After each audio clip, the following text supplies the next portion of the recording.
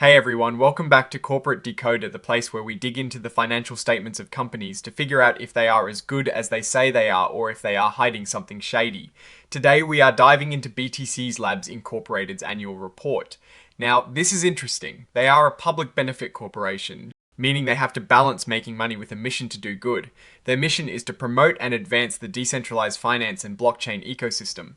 Think of it as trying to do good for the world of crypto while also trying to make a profit. But how are they actually doing financially? Let's find out. So this is BTCS Labs Inc. Its annual report for the year ending the 31st of December 2025. They are a pretty new company incorporated in December 2024. This means this is their very first full annual report, and we are going to see how they started. One of the first things we see is that this company is focused on being a member of the blockchain world indefinitely. That is a pretty strong statement about their long-term vision, or at least their intentions. They are also positioning themselves as a member of the Charles Allen membership, which brings us to their leadership. It looks like as of late September 2025, Charles Allen was essentially the sole officer and director. This means he was in charge of pretty much everything. When a company is this new and has only one person at the top, it is a big risk if that person cannot manage everything. Charles Allen is also the CEO of BTCs Incorporated, another blockchain company, which brings up potential conflicts of interest. We also see that BTCS Equity Partners LLC is a member. This is an entity that Charles Allen has control over. This tells us that the company's ownership is very concentrated at the top, but Charles Allen is a key player here as a member and in operations. Now, let's talk about their financials. For a new company, this is where we can see if they have a solid plan or if they are just starting out with empty pockets. Looking at their assets as of the 31st of December 2025, they have very little. They have $13,592 in cash and cash equivalents. That is it, no other assets. This clearly shows they are at the very beginning stages. On the other side of the balance sheet, they have no liabilities, no debts, no money owed. This is good for a startup, but also means they have no financial leverage to speak of. They are authorized to issue a lot of preferred stock, but have not issued any. Now, for the common stock, they have authorized a massive 2 billion shares, but as of the 31st of December 2025, only 500,000 shares were issued and outstanding. That is a lot of potential dilution for future investors. They have accumulated $49,500 in additional paid-in capital. This is the money investors have paid above the par value of the stock, and they have an accumulated deficit of $36,408. This means they have spent more money than they have earned, which is completely normal for a brand new company that has not started operations. Moving on to their income statement. As expected for a new company, there is no revenue. They have $34,814 in general and administrative expenses for 2025. This is mostly professional fees for setting up the company and getting this report ready. Their net loss for 2025 was $34,814. Again, this is typical for a company in its formative stages. Their net loss per share is $0.27. This number is calculated on a very small number of outstanding shares when they first started. Let's look at their cash flow. For 2025, their net cash used in operating activities was $34,814. This makes sense given their net loss. Under financing activities, they received $50,000 from issuing stock. This is how they funded their operations. They also repurchased some stock, which cost them $1594. Their net increase in cash was $13,592, bringing their total cash to that amount as of year end. The company itself is a public benefit corporation incorporated in Nevada. Their goal is to advance the decentralized finance and blockchain ecosystem. They have not started their main business operations yet. Basically, they are still in the planning and setup phase. They are using GAAP principles and management estimates. Estimates are based on current information, but actual results can differ. All their cash is in checking accounts. They have not made any money, so they have not paid any income taxes.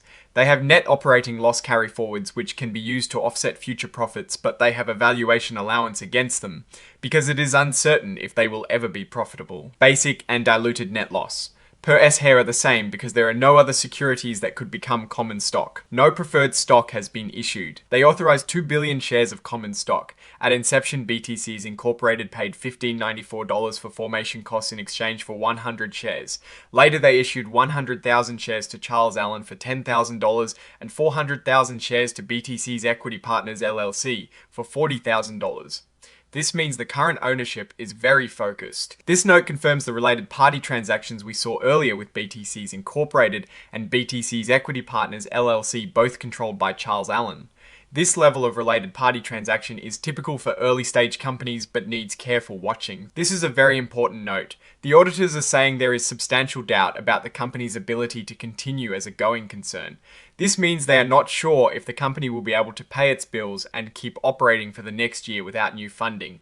Their survival depends entirely on raising more money. They have net operating loss carryforwards but a full valuation allowance against them, meaning they probably will not be able to use them because they expect to remain unprofitable in the near term. This section reiterates that they are a new company that has not started operations. They have incurred losses that are typical for setup costs. They had $13,592 in cash at the end of 2025.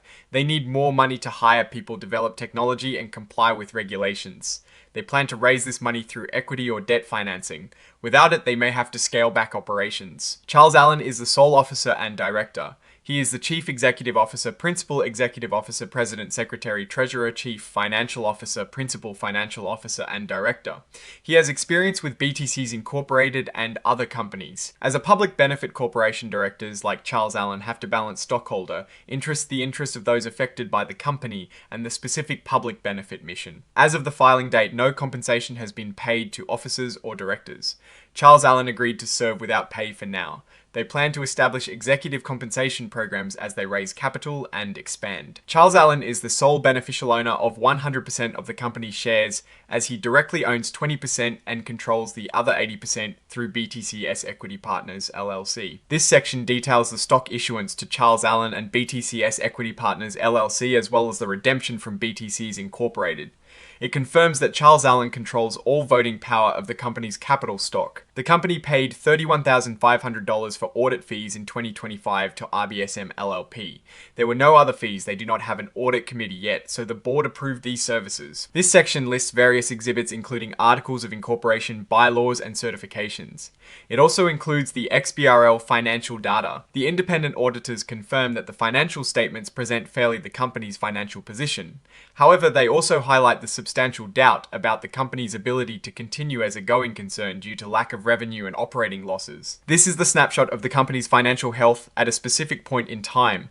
As we saw before, extremely low cash and no liabilities. This shows the company's performance over a period. As expected, they have no revenue and have incurred losses. This shows the changes in equity, largely driven by stock issuances and the accumulated deficit. This details how cash moved in and out of the company. Operations consumed cash while financing activities brought cash in through stock sales. These notes provide crucial details about the financial statements. Note 5 is particularly important, mentioning the going concern issue. They also explain the accounting policies used, income taxes, and details about stock issuances. So what is my take on BTC's Labs Inc? Based on this filing, well, they are clearly in the very early stages of development. Their entire operation so far has been about setting up the company and raising some initial capital. The fact that they are a public benefit corporation tells me they have a mission beyond just making money, which is commendable. However, their biggest challenge right now is survival. The auditors have raised serious concerns about their ability to continue as a going concern, which means they absolutely need to secure more funding very soon.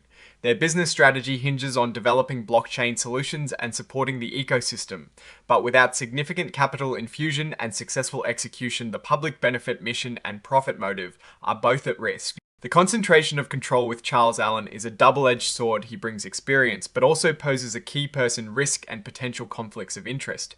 Right now, as an investment, BTC's Labs Inc. is extremely speculative. Investors would need to believe strongly in their future vision, their ability to execute, and their capacity to attract substantial investment. The lack of revenue and the auditor's going concern warning are red flags that cannot be ignored. We will need to watch closely for their next funding rounds and how they plan to generate revenue and achieve profitability. Alright, that is our breakdown of BTC's Labs Inc.